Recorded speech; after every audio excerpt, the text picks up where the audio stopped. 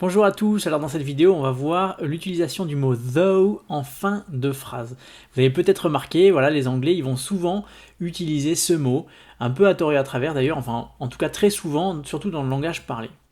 Donc on va commencer par voir comment il se prononce. Donc vous l'avez déjà entendu une fois, though, voilà, il faut prononcer comme s'il s'était écrit T-H-O. Donc c'est vrai que c'est toujours difficile à appréhender ces fameuses quatre lettres là, O-U-G-H en anglais. C'est difficile de prévoir à l'avance comment elles vont se prononcer, ça dépend des mots.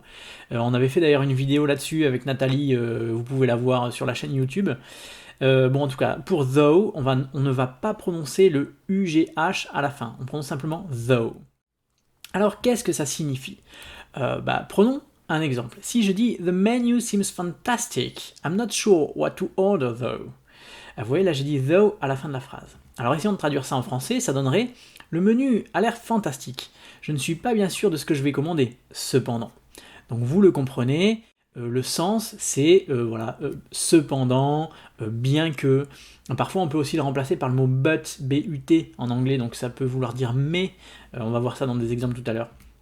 Donc c'est très semblable au mot although ou even though, que vous verrez souvent aussi en anglais, mais vous les verrez plus à l'écrit, parce que en fait, vous pouvez les voir à l'oral aussi, mais ce que je veux dire c'est que though, comme ça, en fin de phrase, c'est le seul qui peut se mettre comme ça en fin de phrase. Vous pouvez pas mettre although ou even though en fin de phrase, comme on vient de le faire avec l'exemple qu'on a vu là.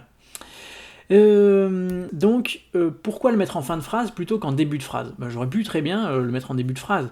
J'aurais pu dire Though the menu seems fantastic, I am not sure what to order. Donc là, j'aurais mis en début de phrase. Mais si on le met en fin de phrase comme ça, comme c'est écrit ici, ça donne un côté plutôt relax. Et c'est très utilisé dans le langage parlé.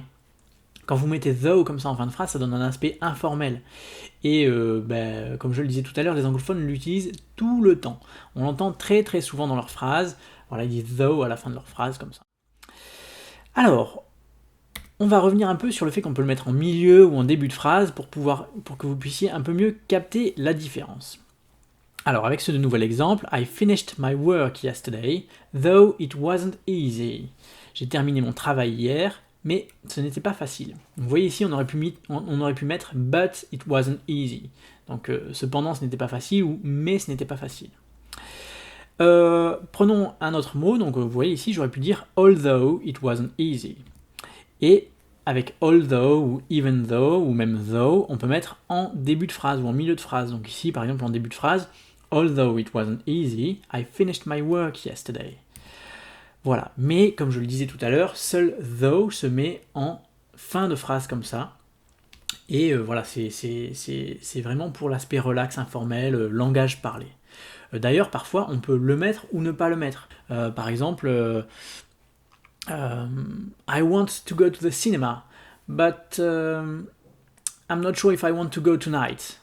Voilà. Et ben je peux dire, but I'm not sure if I want to go tonight though. Vous voyez, là je peux le mettre ou ne pas le mettre. Hein, je veux aller au cinéma, mais je suis pas sûr de vouloir y aller ce soir.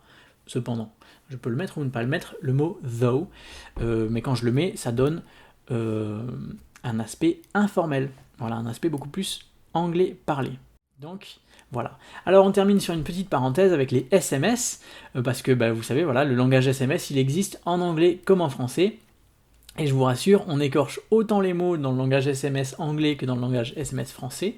Et donc si vous allez en Angleterre et que voilà, vous allez en Erasmus ou je sais pas où vous voyagez, et vous voyez dans un texto le mot THO, vous savez que ça veut dire though, c'est du langage SMS. Alors c'est très très informel, ne mettez jamais ça dans un email ou une lettre officielle, hein, tout comme vous ne mettriez jamais en français du langage SMS, en tout cas j'espère, dans un email ou une lettre officielle. Voilà. Voilà pour cette petite leçon sur le mot though en fin de phrase. N'hésitez pas à poser vos questions. Si vous avez aimé la vidéo, mettez un pouce vert, et puis si vous ne l'avez pas aimé, mettez un pouce rouge. Et puis abonnez-vous à la chaîne YouTube, parce que dans les mois qui viennent, dans les semaines qui viennent, il y aura beaucoup de vidéos de cours qui vont apparaître. Il y en aura même plusieurs par semaine, donc abonnez-vous à la chaîne YouTube. Vous avez le bouton qui doit apparaître quelque part sur la vidéo, donc je pense en dessous, sinon vous l'avez dans le coin là, dans le coin de la vidéo, vous avez un petit bouton pour vous abonner. Voilà, merci de nous avoir écoutés et à bientôt, bye bye.